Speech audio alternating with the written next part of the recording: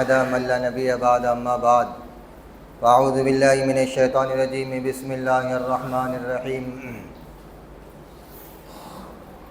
ما كان محمد أبا أحد من رجالكم ولكن رسول الله وخاتم النبيين وكان الله بكل شيء عليما صدق الله مولانا العلي العظيم اللهم صل على سيدنا وشفيعنا وهادينا ونبينا ومرشدنا وسندنا ومولانا محمدا عبده ورسوله صلى الله تعالى على خير خلق محمد وعلى آله وأصحابه وأزواجه وذرياته وأهل بيته ولأمته إلى يوم الدين وبارك وسلم تسليما كثيرا كثيرا۔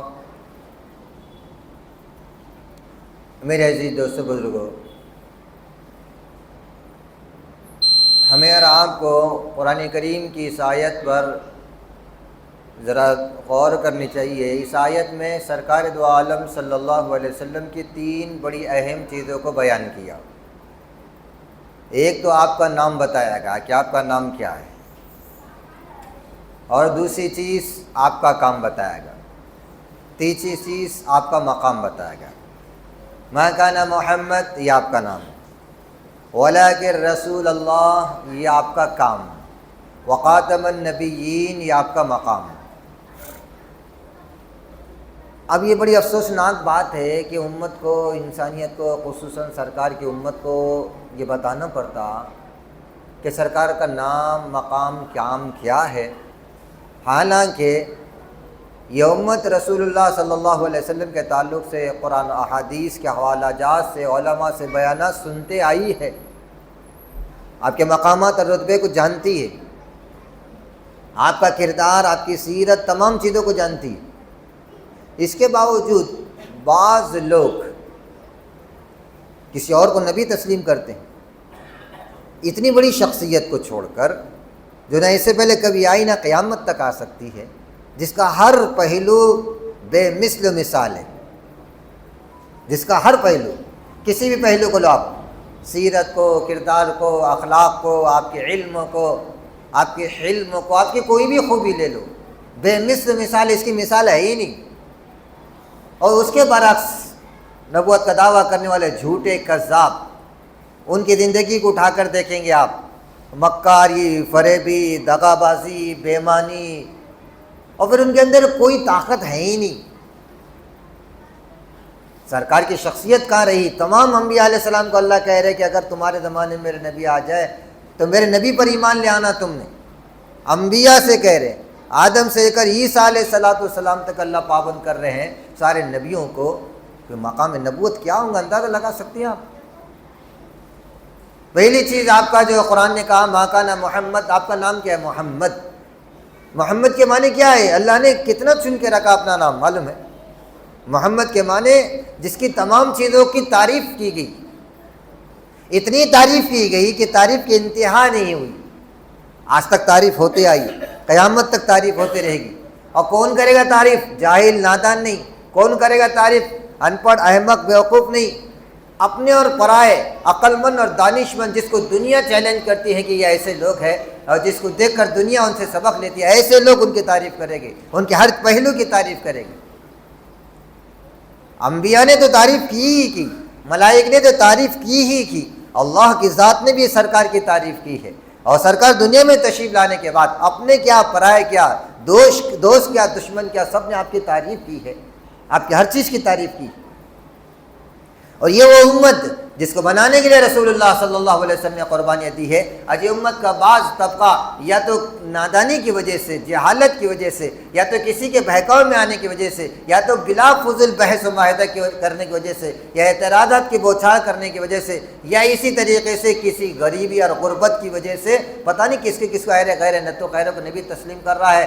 رسول اللہ صلی اللہ علیہ وسلم کی نبوت کے بعد کسی نبی کی ضرورت نہیں ہم کو، نہ مسلمہ یمامہ کے مسلمہ کی ضرورت ہے، نہ ثنا کے اسود انسی کی ضرورت ہے، نہ باہ اللہ کی ضرورت ہے، نہ قادیان کہ مرزا قادیانی کی ضرورت ہے، نہ شکیلی کی ضرورت ہے، نہ کسی اور کی ضرورت ہے۔ سورہ اسرافیل تک کوئی بھی رسول اللہ کی کسی پہلو کے اہم مقابل ہو نہیں سکتا، مد مقابل آنے کی بات تو دور کی۔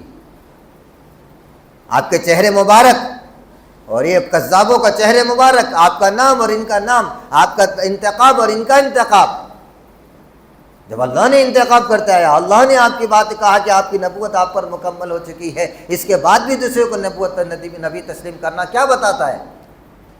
شکیل بن حنیف کو اپنا نبی ماننا یا مسیح ماننا یا موعود ماننا، یا اسی طریقے سے اس سے پہلے آنے والا قادیان کا جھوٹ اور مکر، اس کو اٹھا کے دیکھو خطاب، اور کبھی وہ کہتا ہے میں محمد ہوں نعوذ باللہ، کبھی تو کہتا ہے محمد کو 3000 معجزات تھے صلی اللہ علیہ وسلم، محمد صلی اللہ علیہ وسلم، وہ تو مردود کچھ بھی کہتا تھا، مگر ہمیں تو ادب سلام لینا چاہیے سرکار کا کہ سرکار دو عالم صلی اللہ علیہ وسلم کے 3000 معجزات تھے، میرے 10 لاکھ نشانات تھے۔ بولا اب اس خبیث کو ہم پوچھے کہ تیرا نام کیا ہے، کہاں پیدا ہوا، کیا کرتا تھا، کیسی حالت تھی تیری شخصیت، تیری تعلیم کیا ہے، ہر دن تیرا نیا جھوٹا دعویٰ، تیرے خود اپنے پر آئے تیرے کے اوپر لعنت بھیجتے، لعنت اللہ علی اللہ، لعنت اللہ والکاذبین، اللہ نے قرآن میں کہا، اور ساری دنیا کی مخلوق تو پر لعنت بھیجتی ہے۔ کبھی کہتا میں مریم ہوں، کبھی کہتا میں کشن ہوں، کبھی کہتا میں مسیح ہوں، کبھی کہتا میں مہدی ہوں، اور کبھی کہتا میں رام ہوں، کبھی کہتا میں فلاں ہوں۔ یہ تیرے جھوٹوں کی دعوت ہے۔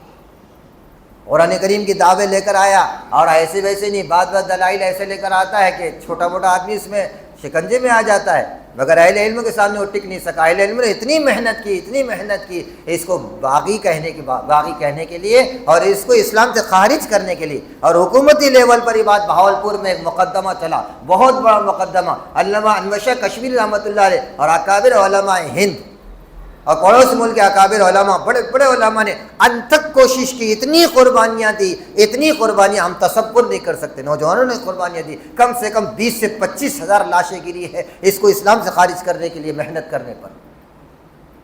اس کے بعد اس کے ماننے والے آج ہمارے ناگڑ میں نظر آ رہے ہیں۔ ارے رسول اللہ کا شخصیت کا، اتنی بڑی شخصیت کو چھوڑ کر یہ گندے نالی کے کیڑے کو نبی تسلیم کرنا یا بڑا تسلیم کرنا، عقلیں گم ہو گئی یا چلے گئی عقلیں؟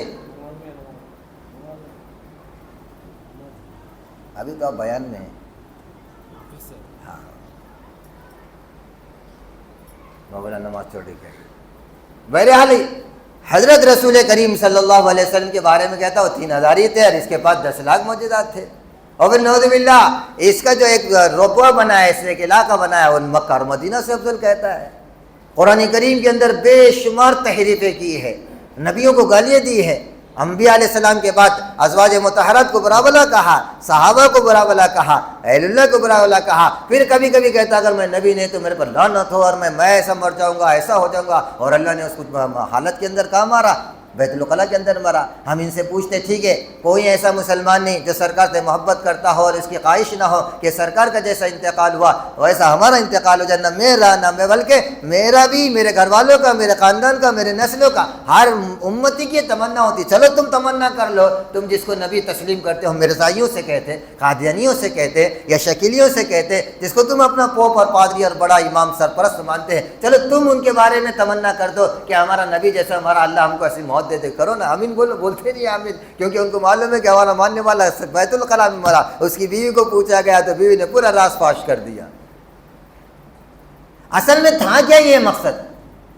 یہ خود سے نہیں ابھرا، فتنہ خود سے نہیں ابھرتا، اس کے بائک سپورٹ یہودیوں کا ہاتھ ہمیشہ رہا۔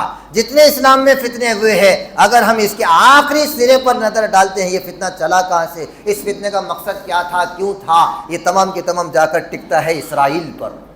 اب تاریخ اٹھا کر دیکھو، پوری تاریخ کا خلاصہ اور نچوڑ آپ کے سامنے پیش کرا۔ اس اسرائیلیوں نے، اس یہودیوں نے ہمیشہ اس بات کی انتھک کوشش کی اپنے جان مال وقت کے ذریعے سے کہ مسلمانوں کا شہزادہ منتشر کیسے کیا جاوے۔ اس کے لیے انہوں نے نئے نئے فتنے کا وجود دیا۔ یہ نبوت کا اس کا دعویٰ کرنا، اس کی اہمیت تھی کیسے، اس کو کب کا کھپا دیتے تھے۔ اس کی پوری طاقت کس کی تھی؟ اس کی پوری طاقت برٹش گورنمنٹ سے آتی تھی۔ یہ برٹش گورنمنٹ نے دے دیا، ہندوستان کے اندر جہاد کا فتویٰ دے دیا گیا، اور مسلمان جہاد کے مارے آگے نکل جائیں گے اور ہم کو ہلاک کر کے رہ گئے، ہم کو یہاں سے بھگائے گے۔ اب کیا کرنا؟ یہودیہ اور اسرائیل جو ہے نا، یہ مکاری اور فریبی میں، یہ اس دنیا کے اندر سب سے بڑے مکار اگر کوئی ہے وہ اسرائیل ہے، سب سے بڑی مکار قوم۔ قرآن کریم نے ان کی برائی میں 40 آیتیں بیان کی، 40 ہے۔ اب انہوں نے کیا کیا؟ 3 آدمی کو پکڑا، تیسرے آدمی یہ تھا مرزا غلام احمد قادیانی، اس کو 1100 ایکڑ زمین دی انہوں نے، 1100 ایکڑ، اسی ساری بات کو قبول کیا، ساری چیزوں کو تسلیم کیا. اور اس کے بعد عیسائی ہو یا یہودی ہو، وہ ایسا ویسا گیم اور منصوبہ نہیں پھیلاتے، وہ تمہاری کتابوں کا مطالعہ کرتے ہیں اور تمہارے اسلام کو ہم سے زیادہ اچھی طرح جانتے ہیں. افسوس تو یہ کہ ہم اسلام کو جاننے کو تیار نہیں ہیں. یہ لوگ جو دشمنان اسلام ہے، اسلام کو پوری طرح جانتے ہیں کہ اسلام کا ویک پوائنٹ لوگوں کے سامنے کیسا، حالانکہ اسلام میں کوئی ویک پوائنٹ ہے ہی نہیں، مگر یہ چچندر ان کو ہمیشہ کہیں نہ کہیں ویک پوائنٹ دکھتا ہے. اب اس کو اٹھانے کی کوشش کرتے ہیں. اب انہوں نے جب دیکھ لیا کہ ساری کی ساری قوم قرآن کو مانتی ہے، ساری امت حدیث کو مانتی ہے، ساری امت سرکار کو مانتی ہے، اب اس حساب سے سرکار دو عالم صلی اللہ علیہ وسلم کے معاملات میں گڑبڑ کرنے کی کوشش کی نہیں. مرزا غلام احمد قادیانی نے کھڑا کیا، بے شمار زمین دے کر، ہر چیز کی سہولت اور فیسلٹیز دے کر، ہر چیز کی. اس نے دھیرے دھیرے دھیرے دھیرے عیسائیوں کا مناظرہ کرنے کے بعد پھر دھیرے دھیرے دعویٰ کیا میں مہدی ہوں، پھر دعویٰ کیا عیسائی ہوں. اس طرح ہوتے ہوتے 10-15 سال کے عرصے میں پورے بر صغیر میں اور خصوصاً ہمارے ملک اور پڑوس ملک کے اندر فتنہ پھیلایا، اتنا خطرناک فتنہ پھیلایا آپ اس کو دیکھ نہیں سکتے. یہ شکیل بن حنیف جو ہے اسی فتنے کی کڑی ہے، اور یہ صرف یہ چاہتے کہ نبوت کا مقام کم ہو جائے، مگر مقام نبوت کیا ہے ہم قرآن حدیث سے جانتے ہیں، اس کا ہم تصور نہیں کر سکتے. سرکار کی بات تو دور ہے، سرکار کے بعد جو صحابہ ہیں ان کے بارے میں پہلی کتابوں میں درج ہے. حضرت عمر کا ایک بات بتاتا ہوں. حضرت عمر بیٹھے ہوئے ایک آدمی آیا، رقعہ دیا. حضرت عمر نے جب رقعہ دیا تو رونے لگ گئے. صحابہ حیرت میں رہ گئے کہ عمر کیا ہوا، رقعے میں کیا لکھا ہوا ہے؟ کہنے لگے چھوڑ دو. صحابہ مزید ہوئے کہ بتاؤ کیا بات ہے، اصرار کیا. کہاں کہ دیکھو ایک مرتبہ ایسا ہوا، میں سفر میں تھا، راستے میں جاتے جاتے رات ہو گئی، میں گرجا گھر میں ٹھہرا کہ میں اب کہاں ٹھہروں، باہر کہاں پناہ لوں. گرجا میں ایک عیسائی تھا، اس نے کہا کہ ایک کام کر، ایک کدال دیا میرے ہاتھ میں، اتنی زمین کھود میں آ رہا ہوں، اس کے بعد میں تجھے سونے کا اور کھانے کا ٹھکانہ دوں. ہمارا کبھی ماننے کا موڈ تھا ہی نہیں. حضرت عمر فرما رہے میں نے کدال لیا، بہت غصے میں آیا کہ اس کی گردن ہی ناپ دوں گا بول کے. اب جب میں آیا رات میں ٹھہرا رہا بہت دیر تک، کدال ہاتھ میں ہے، میں بیٹھا ہوا. 12 بجے رات میں جب میرے پاس آیا تو دیکھا کدال بھی اس کے ہاتھ میں اور کھودا بھی اس نے نہیں. حضرت عمر پر بڑا غصہ. حضرت عمر ایک کہانی واقعہ سنا رہے اپنی زندگی. حضرت عمر نے کہا نے میرے کو غصہ کرنے لگا، میرے کو بہت غصہ آیا، میرے پاس تلوار تھی، اڑایا اس کی گردن، وہی نکل وہاں سے نکل کر میں آگے جانے کے بعد ایک گاؤں میں ٹھہرا. صبح ہو گئی تھی. وہاں ٹھہرنے کے بعد اچانک یہی لوگ جو جس نے وکلا ہے نے، بہت جوان تھا، ابھی تو بوڑھا دکھ رہا تم، میرے پاس بھاگ کر آیا. مجھے دیکھنے لگا، نیچے اوپر دیکھ رہا، بار بار کہاں سے آیا، کون ہے، کیا نام ہے، تمہارے باپ کا نام کیا ہے، سب پوچھا مجھ سے. بٹھایا مجھے، کھلایا، بستر لگایا، اتنی خدمت کیا جیسے ایک بادشاہ کر. آخری میں میرے پاس یہ رخ لا کر دیا، دیکھو یہ میری زمین ہے، یہ میری جائیداد، اس سے بے دخل نہیں کرنا تمہیں. میں ہنسنے لگا، میرے کو یہاں پناہ کا کوئی ایک جگہ نہیں توڑا، کہاں زمین کی بادشاہت، کہاں کیا. مجھے حیرت ہو گئی. کہنے لگا نہیں تم یہ لکھ کے دے دو مجھے، میں تمہاری خدمت کرا، تمہارا فرض بنتا کہ احسان فراموشی نہیں کرنا، تم احسان فراموشی کبھی نہیں کرو گے. میں نے کہا میرے خود سمجھ نہیں آیا، میں وقت پہ لکھ دیا کہ تیرے کو زمین سے نہیں نکالا جائے گا، ایسا نہیں کیا جائے گا. بہرحال میں نے دے دیا، چلا گیا. بات آئی گئی، ختم ہو گئی. ایک زمانے کے بعد سرکار نے نبوت کا اعلان کیا، بعد میں بھائی کئی دنوں کے بعد میں سرکار کے ہاتھ پر بیعت ہوا، اسلام لایا، پھر دھیرے دھیرے آج میں خلیفۃ المسلمین بنا. یہ بوٹا لے کر آیا، رقعہ جس میں لکھا ہوا تھا. میں نے جب اسے پوچھا کہ تجھے کیسا معلوم تھا، کہا کہ ہم کو پہلے کتاب معلوم تھا کہ تم ہی خلیفہ ثانی عمر فاروق بنیں گے، جس کی خلافت کا ڈنکا پوری دنیا میں چلے گا، اور تم ہی یہودیوں کو اس ملک سے بھگاؤ گے، اس لیے میں نے پہلے لکھا کے لیا. حضرت عمر نے جب دیکھا تو کہنے لگے یہ اس وجہ سے میرے کو رونا آیا کہ میرا تذکرہ پہلی کتابوں میں، جب نبیوں کے خادموں کا تذکرہ تو سرکار کا تذکرہ کیسا. ایسی شخصیت اللہ نے ہم کو دی ہے، ان کے بالمقابل ہم کسی کو پسند کیسے ہرگز ہو نہیں سکتا. بہرحال یہ باتیں تو چند تھی. دوسری بات کا اہم ترین اعلان یہ کرنا ہے کہ جمعہ کا بہت سارے لوگوں کے تقاضے آ رہے ہیں کہ کافی وقت ہو رہا ہے.